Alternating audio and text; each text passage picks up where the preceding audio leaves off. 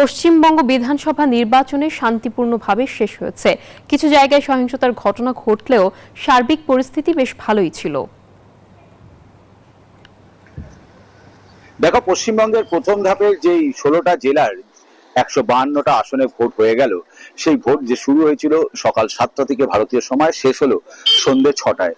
এবং এই ভোটে এখনো সর্বশেষ তথ্য না পাওয়া গেলেও যেটুকু আমরা বুঝতে পারছি সেটা প্রায় 90-এর কাছাকাছি কিন্তু ভোট পার্সেন্টেজ, অর্থাৎ শতকরা 44,000 বুথে ভোট পড়েছে প্রায় 90% মতো, যা এটাও কিন্তু নজিরবিহীন একটি ঘটনা পশ্চিমবঙ্গের বিধানসভার ইতিহাসে।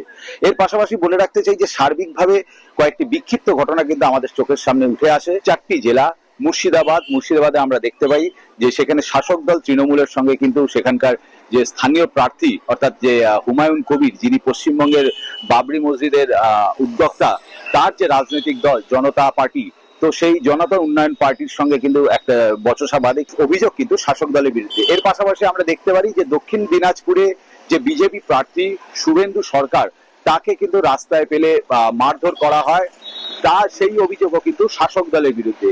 অপরদিকে আমরা দেখতে পারি যে আসানসোলে যে বিজেপি প্রার্থী অগ্নিমিত্রা পল, তার গাড়িও কিন্তু ভাঙচুর করে, অভিযোগ কিন্তু সেই শাসক দলের বিরুদ্ধে। এবং একইভাবে যে বীরভূমেও কিন্তু আমরা দেখতে পাই যে একটা বড় জটলা তৈরি হয়েছিল, সেই জটলাকে যখন পুলিশ ছাড়াতে যায়, সেই পুলিশের সঙ্গে বচসা বাঁধে, পরে সিআরপিএফ বা কেন্দ্রীয় বাহিনী আসাতে সেই জটলা ছড়ে, কিন্তু তখন পুলিশের গাড়ি কিন্তু ভাঙচুর হয়।